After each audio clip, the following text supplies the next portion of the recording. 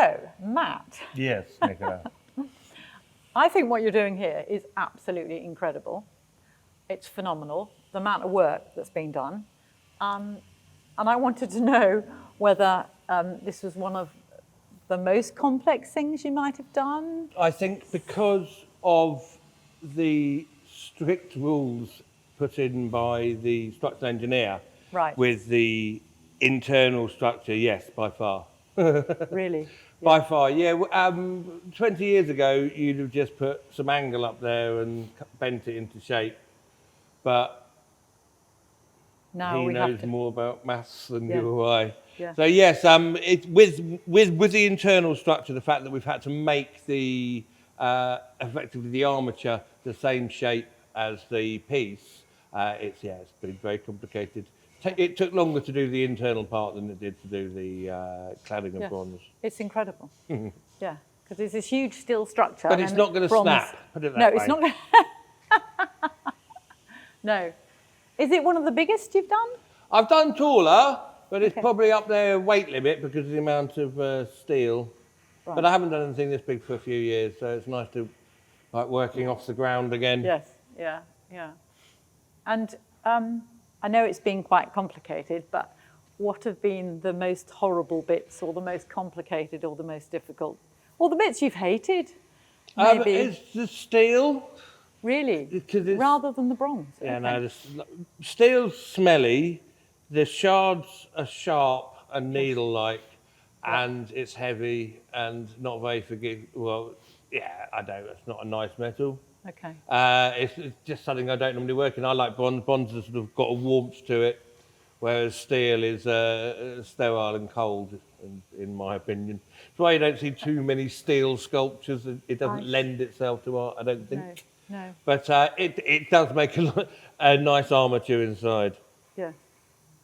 So although, I mean, when we've been through the process and we've got all these holes that don't match up, and no, that's what people don't see when they see a finished piece. That this is because it was different thicknesses, and some pieces were really wide, and I've cut them smaller because we agreed that we wanted to get it as thin as the actual wing part.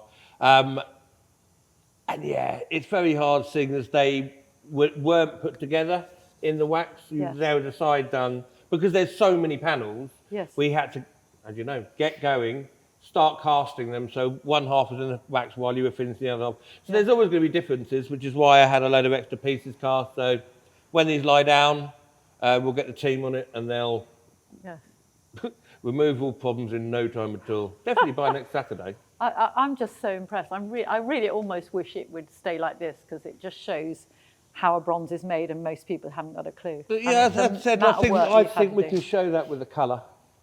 I think I do like the idea of it being bronzy. Yes. So you can see that the metal, which, as I said, is like bronze is nice. Yes. Bronze is a nice metal. What are all the sort of tools that you have to use? Because you've got. We mainly use air tools because they're cheaper and they last. There's less parts to break. There's literally like a turbine. And we use tungsten carbide burrs, which is obviously stronger than bronze. So we literally carve all of your details, or chase as we call it, back into the bronze. Well, I'm sure. I mean, even I think it's going to be complicated to try and put this piece of cloth here. Yeah, but that is actually our job. Yeah, I know, and I think it's incredible that you are able to do that. I do find myself walking around sculptures looking for weld lines. Do you? Yeah, just to see when you see it's like the weld line there. Yeah, well, I know. Oh, I've had work in the past when I've done that. I think, oh no, you can see it.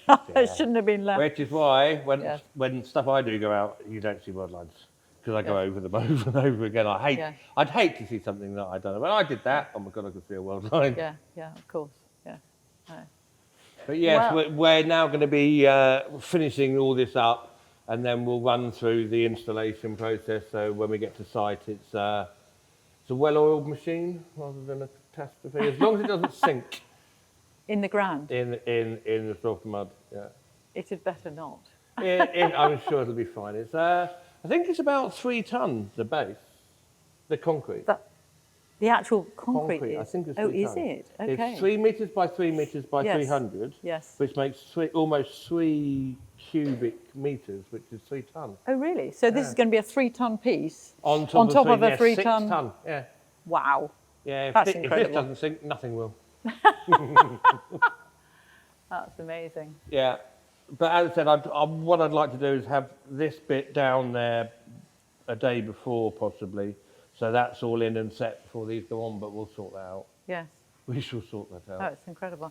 I don't know if you can explain any of how this, goes together, or because you had to make the bronze fit. Yeah, we had to make this one fit, but it actually worked out to our benefit because this is such a strong structure underneath. We could squeeze it on, as it were. Really? I made a couple of tools, and with G-clamps, we just basically squeezed it, which is why we've managed to get that really nice curve running all the way up through. Yeah. And it's nice and tight to the internal structure. It's obviously the safety is superb. But I think we were dictated to by the drawings, but they were taken from the scans of the original piece. Yes. But yes, it was. It wasn't overly tricky. It's just large. It is. It's just large and quite heavy. But this is the sort of stuff I like doing. I don't like. I'm not a fan of the smaller stuff. No. I'm saving that for retirement. Well, this is the sort of stuff I like doing too. So I want to do more big stuff. Good. So. Ta-da. Basically, that's as high as you can go at the moment until we get a taller ceiling. Yeah. Oh, I see.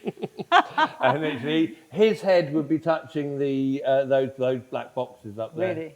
But, But it will just fit. We hope. if it, oh yes, yeah, it'll be fine because I'll be able to lift with one crane, fit it on, and then put the head on up there without the crane. So yes, it's fine. Right. It'll be fine. We'll make it work. Well, I wish everyone could see it like this, just to see what work is involved. Again, Very which I think exciting. basically a darker colour would make it look like a bit of a silhouette. Yes. Rather than a three-dimensional piece. It would take, I know you could put highlights on, but that's only if you're close. If you're standing away and you've got something the sun can catch, Yes. that'd be great. I think that would be nice too. Yeah. And have all the little bits sort of flickering in the sun. Yep. That's what I like. Exactly. So that it catches Exactly. the light. And basically, you'll get all the top light, all the top bits, and then the underground bits obviously will be slightly darker. So you'll get, again, the three-dimensional effect to it. That'd be really nice. I hope. We've come this far, it's going to be superb. Better be. Right. Okay. Okay, That is fantastic. Well, I'm going to go Thank back you up top so and do a little much. bit more welding. So Okay.